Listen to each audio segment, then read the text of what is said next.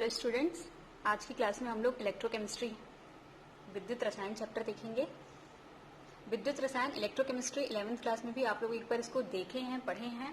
क्या होता है विद्युत रसायन? तो विद्युत रसायन रसायन विज्ञान की का वह भाग है या वह शाखा है जिसमें स्वतः परिवर्तित रासायनिक क्रियाओं से उत्पन्न ऊर्जा द्वारा विद्युत उत्पादन या विद्युत ऊर्जा के उपयोग से स्वतः परिवर्तित न हो सकने वाली रासायनिक क्रियाओं को संपन्न कराने संबंधी विषयों का अध्ययन किया जाता है।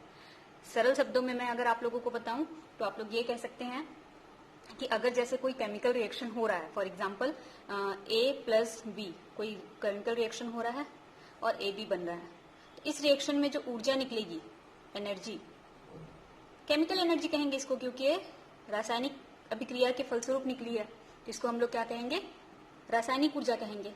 A और B रिएक्शन करेंगे और उससे AB प्रोडक्ट बनेगा, ये उत्पाद बन रहा है, और उससे क्या निकलेगी? ऊर्जा निकलेगी जब रिएक्शन में।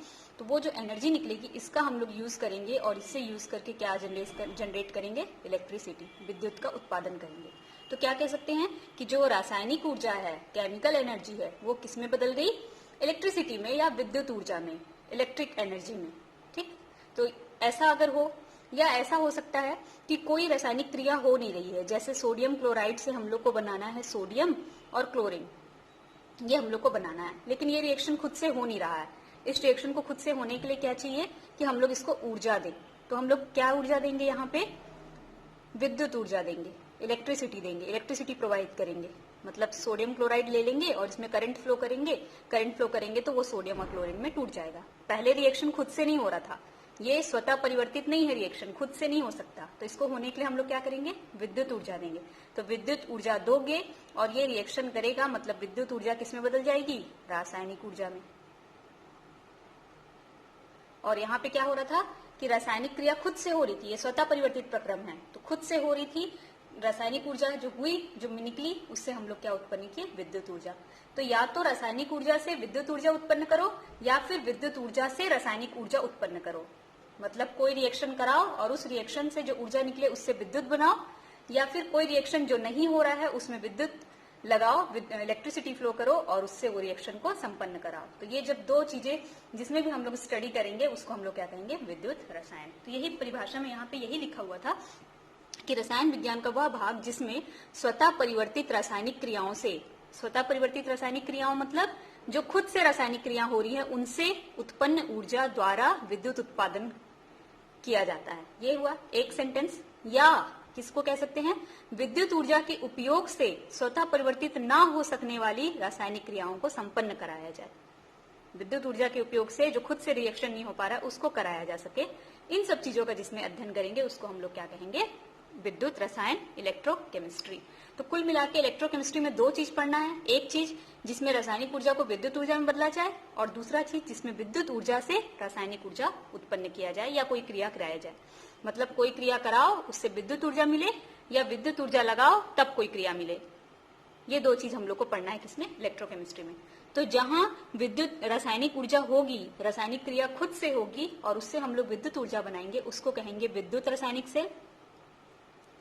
और जहां इलेक्ट्रिसिटी हमको देना पड़ेगा और तब जाके कोई रासायनिक क्रिया उत्पन्न हो, रासायनिक क्रिया संपन्न होगी, तो उसको कहेंगे विद्युत अपघटनी सेल। तो दो प्रकार के सेल पढ़ना है। एक विद्युत रासायनिक सेल जहां रासायनिक ऊर्जा का विद्युत ऊर्जा में परिवर्तन होगा, और एक विद्युत अपघटनी सेल जहां विद्युत ऊर्जा का रासायनिक ऊर्जा में परिवर्तन होगा। आप लोग दोनों के एग्जाम्पल पहले भी देख चुके हैं। विद्युत रासायनिक सेल का एग्जाम्पल है गैल्वेनिक सेल या वोल्टेइक सेल। अभी हम लोग डिटेल करेंगे कि क्या होता है।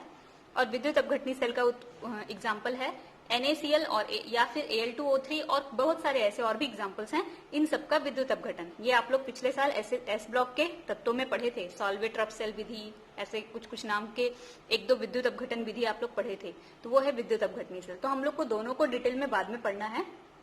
सबसे पहले हम लोग क्या पढ़ेंगे? विद्युत रासायनिक सेल। तो फर्स्ट हमारा टॉपिक है विद्युत रासायनिक सेल, या इसका एग्जाम्पल क्या है? गैल्वेनिक सेल और वोल्टेइक सेल। तो गैल्वेनिक सेल बोले, वोल्टेइक सेल बोले, आपको क्या समझना है? गैल्वेनिक सेल बोले या वोल्टेइक सेल बोले, आपको वो विद्युत रासायनिक सेल है ये समझ जाना है। ठीक है, तो हमारा पहला टॉपिक है विद्युत रासायनिक सेल। अब देखते हैं विद्युत रासायनिक सेल क्या है। तो अभी थोड़ा देर पहले हम लोगों ने देखा कि विद्युत रासायनिक सेल क्या है? जो रासायनिक ऊर्जा को विद्युत ऊर्जा में परिवर्तित करे। तो वही लिखा हुआ है कि वह युक्ति जो रासायनिक ऊर्जा को विद्युत ऊर्जा में परिवर्तित करती है वो क्या कहलाती है? विद्युत रासायनिक सेल। इसको सबसे पहले एक विद्युत रासायनिक सेल एल गैल्वेनी और ए बोल्टा ने बनाया था, सबसे पहला विद्युत रासायनिक सेल, इसलिए हम लोग इस सेल का नाम गैल्वेनिक सेल या फिर वोल्टेइक सेल भी दिए हैं। यहाँ पे वही लिखा हुआ है कि एल गैल्वेनी और ए बोल्टा ने सबसे पहले बनाया था विद्युत रासायनिक सेल, इसलिए इसका नाम गैल्वेनिक सेल और वोल्टेइक सेल पड़ा। इसमें क्या होता है, रेडॉक्स अभिक्रिया होती है। ये जो सेल है, आप लोग रेडॉक्स अभिक्रिया पढ़े हैं। रेडॉक्स मतलब रिडक्शन और ऑक्सीडेशन दोनों, ऑक्सीकरण अपचयन अभिक्रिया, ऑक्सीकरण अपचयन अभिक्रिया एक साथ पढ़ चुके हो ना पिछले साल आप लोग। तो इस सेल में क्या होता है, दोनों अभिक्रियाएं होती हैं, oxidation and reduction in different vessel. अब यहाँ पे क्या लिखा हुआ है कि ऑक्सीकरण की अभिक्रिया भी होगी और रिडक्शन की अभिक्रिया भी होगी, लेकिन कहाँ पे होगी, इन डिफरेंट वेसल, अलग अलग पात्रों में। दो अलग अलग पात्र लेंगे और उन दोनों पात्रों में क्या होगी, ऑक्सीकरण और अपचयन की अभिक्रिया। ये सेल में ऐसा ही होता है। तो कौन कौन से एग्जाम्पल्स है विद्युत रासायनिक सेल के या गैल्वेनिक सेल के या वोल्टेइक सेल के? तो एग्जाम्पल्स हैं जो हम लोग को नॉर्मल लाइफ में देखने को मिलता है, डैनियल सेल, शुष्क सेल, ड्राई सेल यानी कि शुष्क सेल, लेड बैटरी सेल, ये सब आप लोग को देखने को मिलता है, डैनियल सेल। तो सबसे पहले हम लोग इसी को हम लोग मेन एग्जाम्पल लेकर के चलेंगे, डैनियल सेल को, इसी के एग्जाम्पल हम लोग पढ़ेंगे। तो सबसे पहला टॉपिक हम लोग देखेंगे विद्युत रासायनिक सेल के प्रकार में डैनियल सेल के बारे में पढ़ेंगे। तो यहाँ पे मैंने डैनियल सेल लिखा है क्योंकि ये भी एक विद्युत रासायनिक सेल है। इसको गैल्वेनिक सेल भी बोल सकते हो, वोल्टेइक सेल भी बोल सकते हो, इसलिए यहाँ पे मैंने गैल्वेनिक और डैनियल दोनों एक साथ ऐसा कर दिया है ना। तो गैल्वेनिक सेल का एग्जाम्पल पहला जो है वो है डैनियल सेल। कैसा दिखता है, कैसे काम करता है, ये हम लोग यहाँ पे देखेंगे। तो ये क्या है, अच्छा यहाँ पे लिखा हुआ है कि परिष्कृत रूप और ध्रुवणकम, बाद में इसको मैं समझाऊंगी, ये थोड़ा मॉडिफाइड फॉर्म है विद्युत रासायनिक सेल का। परिष्कृत रूप मतलब मॉडिफाइड फॉर्म, तो कुछ इंपॉर्टेंट नहीं है, बाद में हम लोग डैनियल सेल का जब स्ट्रक्चर पढ़ेंगे ना तो समझ जाएंगे यहाँ पे। अब देखो विद्युत रासायनिक सेल या गैल्वेनिक सेल की संरचना कैसी होती है। तो गैल्वेनिक सेल में एक होता है जिंक का प्लेट, एक होता है कॉपर का प्लेट। जिंक का प्लेट जो होता है वो जिंक सल्फेट के विलयन में डूबा रहता है और कॉपर का प्लेट जो होता है वो कॉपर सल्फेट के विलयन में डूबा रहता है। ऐसे करके एक बीकर बना लो और इसमें एक छड़ लगा दो। ये जिंक का छड़ है और विलयन क्या है, जिंक सल्फेट।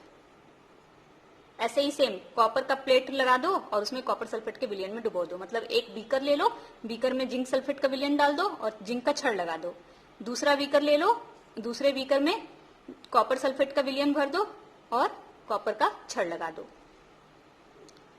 दोनों को क्या करना है, वोल्ट मीटर या गैल्वेनोमीटर और चालकत्व तार से जोड़ देना है। दोनों को आपस में जोड़ देना है। मैं पीछे स्ट्रक्चर बनाऊंगी अच्छे से। एक तार लगा दिए हम लोग और तार को किससे कनेक्ट कर दिए, गैल्वेनोमीटर से यहाँ पे, ठीक। ऐसे करके जोड़ देना है दोनों को, और भी जोड़ना है दोनों को लवण सेतु से। ऐसे यहाँ पे लवण सेतु लगा के जोड़ देंगे। तो अभी मैं पीछे स्ट्रक्चर अच्छे से बता रही हूँ। आप लोग को क्या क्या समझ जाना है यहाँ पे कि एक जिंक का प्लेट लेंगे, जिंक सल्फेट का विलयन लेंगे, कॉपर का प्लेट लेंगे, कॉपर सल्फेट का विलयन लेंगे और गैल्वेनोमीटर लेंगे, तार लेंगे और लवण सेतु लेंगे। लवण सेतु क्या होता है ये भी हम लोग आगे पढ़ेंगे।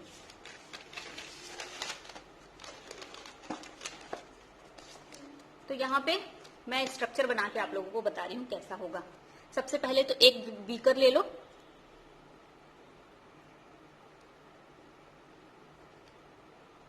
ठीक। इसमें छड़ लगा देते हैं एक हम लोग। किस चीज की छड़ है ये, तो जिंक की छड़ है, ठीक। इसके अंदर विलयन भर दो, इस बीकर के अंदर। किस चीज का विलयन भरेंगे, तो जिंक सल्फेट का विलयन भरेंगे। सेम दूसरा विलयन ले लो, दूसरा बीकर, दूसरे बीकर में भी एक छड़ लगा दो। किस चीज का छड़, कॉपर का छड़ लगा देंगे। अब कॉपर का छड़ है तो विलयन किस चीज का भरेंगे, कॉपर सल्फेट का। ध्यान रखना है कि जिस चीज का छड़ लेते हैं उसी का से रिलेटेड विलयन भी लेते हैं ना। अब इस छड़ को और इस छड़ को आपस में एक तार से जोड़ देना है। सुचालक तार होना चाहिए, चालकत्व तो तार लिखा था ना। और यहाँ पे क्या लगा देंगे, वो जो मशीन गैल्वेनोमीटर आता है ना वो लगा देंगे, ठीक है। तो इसको गैल्वेनोमीटर से कनेक्ट कर दिए। यहाँ पे गैल्वेनोमीटर में रीडिंग दिखाएगा, एरो का निशान ऐसे ऐसे ऐसे घूमता हुआ रीडिंग दिखाता है ना, वही है, ठीक। अब क्या करेंगे, ये तार है ना, ऐसे आप लोग चाहो तो ऐसे रोटेट करके स्प्रिंग जैसा तार भी बना सकते हो। अब यहाँ पे एक लगा देंगे लवण सेतु।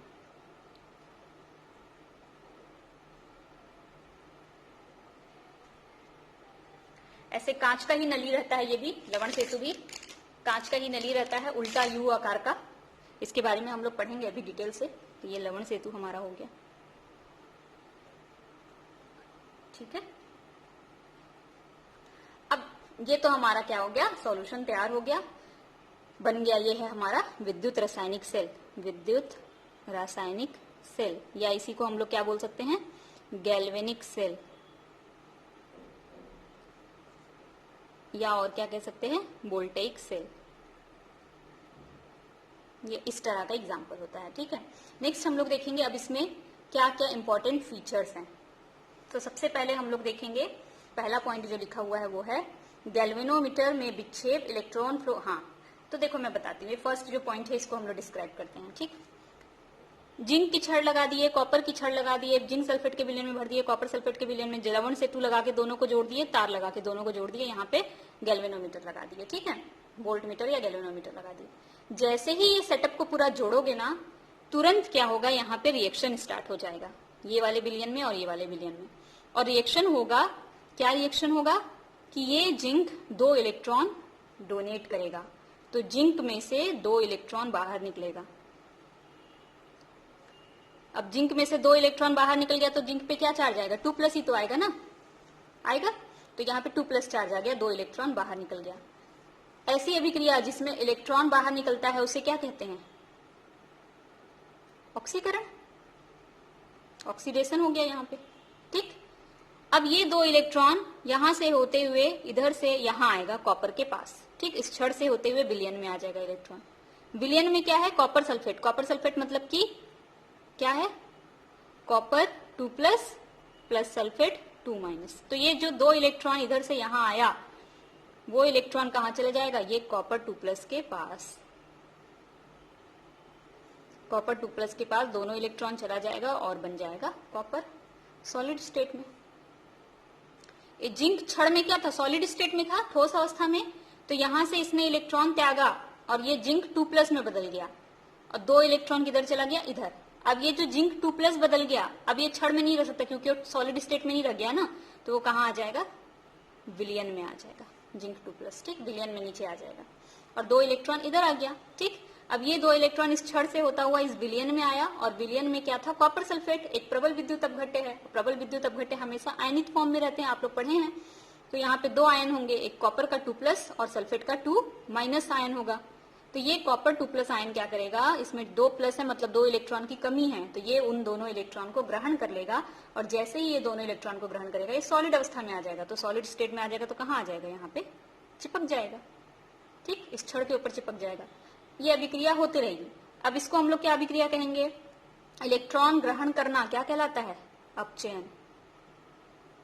यानी कि इस तरफ में कौन सी अभिक्रिया हो रही है, ऑक्सीकरण की अभिक्रिया, ऑक्सीडेशन, और इस तरफ में कौन सी अभिक्रिया हो रही है, अपचयन की अभिक्रिया, रिडक्शन, ठीक। इधर ऑक्सीडेशन हो रही है मतलब ये क्या हो जाएगा, एनोड कहलाएगा, और इधर रिडक्शन हो रहा है, अपचयन हो रहा है, मतलब ये क्या कहलाएगा, कैथोड। यहां से इलेक्ट्रॉन निकल रहा है इसलिए इसको हम लोग कैसा मानेंगे, नेगेटिव इलेक्ट्रोड, और यहां से इलेक्ट्रॉन ग्रहण कर रहा है इसको हम लोग मानेंगे पॉजिटिव इलेक्ट्रोड। तो क्या याद रखना है आपको, जिंक वाले साइड में ऑक्सीडेशन होगा, एनोड रहेगा, नेगेटिव चार्ज आएगा, और कॉपर वाले साइड में रिडक्शन होगा, अपचयन होगा, वो इलेक्ट्रोड कैथोड कहलाएगा, और वहां पे पॉजिटिव चार्ज आएगा। सॉरी। नेक्स्ट देखो, अब इसमें आपको हमेशा ये डायग्राम ऐसे ही बनाना है ना, ये हमेशा लेफ्ट में ही आएगा और ये हमेशा राइट में ही आएगा, उल्टा कभी मत बनाना, ठीक, हमेशा ऐसे ही रहना है। ये चारों पॉइंट आपको ध्यान रखने हैं दोनों में, क्लियर है। तो पहला जो इंपॉर्टेंट फीचर हम लोग देख रहे थे वो क्या देख रहे थे कि गैल्वेनोमीटर, और गैल्वेनोमीटर में विक्षेप होगा, इलेक्ट्रॉन फ्लो और इलेक्ट्रिक फ्लो को हम लोग को देखना है। तो मैंने अभी जैसे आप लोगों को बताया कि जिंक 2 इलेक्ट्रॉन देगा, तो इलेक्ट्रॉन यहां से इधर जाएगा, यानी कि इलेक्ट्रॉन का फ्लो क्या हो रहा है, इस डायरेक्शन में इधर जा रहा है, तो ये इलेक्ट्रॉन के फ्लो का डायरेक्शन है। अब इलेक्ट्रॉन जब गति करता है, आपको पता है कि जो इलेक्ट्रॉन के चलने के कारण ही विद्युत ऊर्जा उत्पन्न होती है। तो ये इलेक्ट्रॉन फ्लो करने लगा तो इलेक्ट्रिसिटी भी फ्लो हो जाएगी। जो इलेक्ट्रिसिटी फ्लो होगी उसको नापने के लिए हम लोग के पास क्या लगा हुआ है, गैल्वेनोमीटर। तो अगर इलेक्ट्रिसिटी फ्लो होगी तो इसमें एक संकेतक लगा रहता है, ऐसे ऐसे तीर का निशान, वो हिलने लगता है ना संकेतक, तो यहाँ पे वो संकेतक हिलने लगेगा। तो इलेक्ट्रॉन इधर फ्लो हो रहा है तो संकेतक इधर हिलेगा, ऐसे इधर की ओर। तो हम लोग क्या बोलेंगे, विद्युत ऊर्जा किधर जा रही है, इधर। इलेक्ट्रिसिटी का फ्लो किधर है, विद्युत ऊर्जा इधर, इधर की ओर। तो एक पहला इंपॉर्टेंट फीचर ये हो गया कि रिएक्शन हुआ, ऑक्सीकरण अपचयन, जिसके कारण इलेक्ट्रॉन इधर से इधर गया और इलेक्ट्रॉन इधर से इधर गया, तो इलेक्ट्रॉन का फ्लो इस डायरेक्शन में, मतलब लेफ्ट टू राइट, और विद्युत ऊर्जा का फ्लो राइट टू लेफ्ट। यही यहाँ पे फर्स्ट पॉइंट में लिखा हुआ था। सेकंड पॉइंट क्या है, जिंक की प्लेट, हम लोग उसको प्लेट को इलेक्ट्रोड कहते हैं ना। कौन सा इलेक्ट्रोड, एनोड इलेक्ट्रोड का काम कर रही है, अभी बताई मैं आप लोगों को। और रिएक्शन ये बता दी मैं कि ऑक्सीडेशन हो रहा है, ठीक है। कॉपर की प्लेट कैसा काम कर रही है, कैथोड इलेक्ट्रोड का काम कर रही है, और वहां पे ये वाला रिएक्शन हो रहा है, ये भी हम लोग देख लिए। अब देखो, ऑक्सीकरण हो रहा है, अपचयन हो रहा है। अगर मैं इसको आधा रखूं, इसको ना देखूं, केवल इसको देखूं, तो क्या इलेक्ट्रिसिटी फ्लो होगा? केवल ये वाला बीकर रहे, ये वाला बीकर ना रहे, तो इलेक्ट्रिसिटी फ्लो नहीं होगा, क्योंकि इलेक्ट्रॉन इधर से आकर के इसी के पास तो आ रहा है। और जब यही नहीं रहेगा तो इलेक्ट्रॉन किसके पास जाएगा? तो इलेक्ट्रॉन गति ही नहीं करेगा, और इलेक्ट्रॉन गति ही नहीं करेगा तो विद्युत ऊर्जा भी उत्पन्न नहीं होगी। तो दोनों का होना जरूरी है। ये अकेले आधा है, केवल पूरा नहीं है, और ये अकेले आधा है, केवल पूरा नहीं है। तो इसको आधा और इसको आधा दोनों जब मिलते हैं तो पूरा बोलते हैं, ठीक। तो इसको हम लोग क्या कहेंगे, अर्ध सेल, हाफ सेल। और इसको भी हम लोग क्या कहेंगे, अर्ध सेल, हाफ सेल। जब दोनों एक साथ मिले तब दोनों मिला के क्या कहलाएंगे, पूर्ण सेल। ऑक्सीकरण होगा, अर्ध सेल बोलेंगे, अपचयन होगा, अर्ध सेल बोलेंगे। दोनों को एक साथ मिला के क्या बोलना है, पूर्ण सेल। क्लियर है? तो यहाँ पे वही लिखा हुआ है कि पूर्ण सेल अभिक्रिया। हाँ, तो देखो यहाँ पे ये आधी अभिक्रिया थी, ये आधी अभिक्रिया थी। जब दोनों को मैं जोड़ दूं, आधी आधी अभिक्रिया को जब मैं जोड़ दूं तो क्या होगा, देखो अभिक्रिया में यहाँ भी इलेक्ट्रॉन है, यहाँ भी इलेक्ट्रॉन है, दोनों कैंसिल हो जाएगा कि नहीं, हो जाएगा कैंसिल, करेक्ट है। अब ये यहाँ पे क्या आ जाएगा, जिंक सल्फेट, दोनों को जोड़ दो, प्लस कॉपर 2+। ये कहाँ था, विलियन में था, तो मैं यहाँ पे एक्वस लिख सकती हूँ ना, तो यहाँ एक्वस लिख दे रही हूँ। विल गिव्स जिंक 2+, कहाँ चला जाएगा, विलियन में, तो इसको एक्वस लिख दो, प्लस कॉपर सॉलिड। ये पूरा अभिक्रिया एक साथ अगर लिखना है पूरी अभिक्रिया को, इतना केवल लिखोगे तो आधा, इतना केवल लिखोगे तो आधा, तो दोनों को जोड़ करके एक साथ ऐसे लिखना है ना, वही यहाँ पे लिखा हुआ है। देखो, जिंक सॉलिड, कॉपर एक्वस 2+। ये जिंक क्या करेगा, इलेक्ट्रॉन देगा, तो ये किस में बदल जाएगा, जिंक 2+ में, और ये जिंक 2+ में बदलेगा तो कहाँ चला जाएगा, विलियन में, इसलिए एक्वस लिख दे रही हूँ। प्लस कॉपर क्या करेगा, इससे 2 इलेक्ट्रॉन लेगा, तो ये बदल जाएगा कॉपर सॉलिड में। ये है पूरी अभिक्रिया। अब इस अभिक्रिया में देखो आप लोग को दिख रहा है कि जिंक क्या हो रहा है, इलेक्ट्रॉन त्याग रहा है, और त्यागने के कारण जिंक 2+ विलियन में आते जा रहा है। तो कुछ समय के बाद बार बार जिंक 2+ यहाँ से विलियन में आते जाएगा, तो एक समय के बाद ये वाला छड़ क्या हो जाएगा, कम नहीं हो जाएगा, पतला होने लगेगा ना। मतलब जिंक धीरे धीरे धीरे धीरे टूट करके इसमें से विलियन में आते जा रहा है, तो ये छड़ तो छोटा होते जाएगा या पतला होते जाएगा, होगा ना। लेकिन कॉपर में क्या हो रहा है, यहाँ से कॉपर प्लस यहाँ से कहाँ चल रहा है, इसके ऊपर चिपक रहा है, ये मैंने बनाया है। तो जैसे जैसे इसके ऊपर चिपकते जाएगा कॉपर 2+, ये वाला छड़ कैसा होते जाएगा, मोटा होते जाएगा। तो हम लोग को इस रिएक्शन में ये जानना है कि जिंक क्या होते जाता है, टूट करके डिजॉल्व, विलियन में घुलते जाता है, डिकम्पोज होते जाता है, उसको मैं बोलूंगी अपघटन होता है जिंक का। लेकिन कॉपर क्या होते जाता है, छड़ में जमा होते जाता है, कॉपर का जमाव हो रहा है, इसको हम लोग बोलेंगे डिपोजिट होता है। तो जिंक का अपघटन होता है और कॉपर का जमाव होता है, जिंक का डिकम्पोजिशन होता है और कॉपर का डिपोजिट होता है यहाँ पे। तो वही यहाँ पे लिखा हुआ है कि जिंक डिकम्पोज हो रहा है और कॉपर क्या हो रहा है, डिपोजिट हो रहा है। अब एक और चीज कि कैसे पता चलेगा कि कितना जिंक टूट करके गिरा और कितना कॉपर इसके ऊपर चिपका, ये कैसे पता चलेगा। तो उसके लिए यहाँ पे फॉर्मूला दिया हुआ है, देखो कि घुलित जिंक का भार कितना है और अवक्षेपित हुए कॉपर का भार कितना है, मतलब जो चिपक रहा है वो कॉपर कितना है। तो बनने वाले कॉपर का भार और डूबने वाले जिंक का भार कितना है, उसका हम लोग रेशियो कैसे निकालेंगे? तो जिंक का तुल्यांकी भार बटा कॉपर का तुल्यांकी भार से। तो जिंक का तुल्यांकी भार कितना है? 65.4 और कॉपर का तुल्यांकी भार है 63.4। इसको कैलकुलेट करोगे तो आंसर क्या आएगा? घुलित जिंक का भार बटे अवक्षेपित कॉपर का भार। कितना जिंक टूटा और कितना कॉपर बना वो भार आ जाएगा, ये कैलकुलेट करोगे तो। ठीक है। नेक्स्ट पॉइंट क्या है और इम्पोर्टेंट पॉइंट कि विलयन की विद्युत उदासीनता बनाए रखने के लिए साल्ट ब्रिज के ऋणायनों एवं धनायनों का प्रवाह क्रमशः एनोड और कैथोड की ओर होता है। देखो यहाँ पे क्या दिखा रहा है ना, सपोज यहाँ पे जिंक सल्फेट कितने हैं? 10 है। सपोज मैं ऐसे एग्जाम्पल बोल रही हूँ ना, ऐसे रैंडमली। तो जिंक सल्फेट यहाँ पे 10 है, तो इसका मतलब साफ है कि 10 जिंक 2+ होगा और 10 आयन सल्फेट 2- के होंगे, यही होगा ना। लेकिन बार बार हम लोग बता रहे हैं कि रिएक्शन में जिंक 2+ यहाँ से विलयन में आते जा रहा है, तो और लेकिन सल्फेट तो आ नहीं रहा है। तो जिंक 2+ जो 10 था अब यहाँ से बार बार आ रहा है, तो 10 से बढ़ने लगेगा कि नहीं? इसकी संख्या क्या होने लगेगी? 12, 15, 20, 25 ऐसे बढ़ते जाएगी, क्योंकि यहाँ से बार बार जिंक 2+ आ रहा है, लेकिन सल्फेट तो कहीं से आ नहीं रहा है। तो यहाँ पे क्या हो जाएगा? धनायन बढ़ जाएगा, धनायन की संख्या बढ़ जाएगी, धनायन इंक्रीज लिख दी मैं। सेम यहाँ पे हम लोग क्या बोल रहे हैं कि जो विलयन में कॉपर 2+ है वो यहाँ पे जमा होते जा रहा है।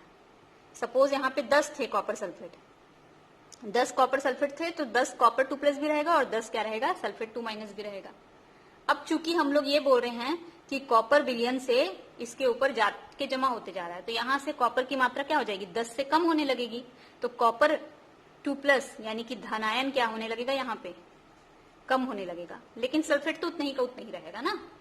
तो देखो यहाँ पे रिएक्शन में क्या हो गया? एक तरफ धनायन की मात्रा बढ़ गई और एक तरफ धनायन की मात्रा घट गई, लेकिन ऋणायन को कुछ नहीं हो रहा है। तो ऐसे तो क्या हो जाएगा?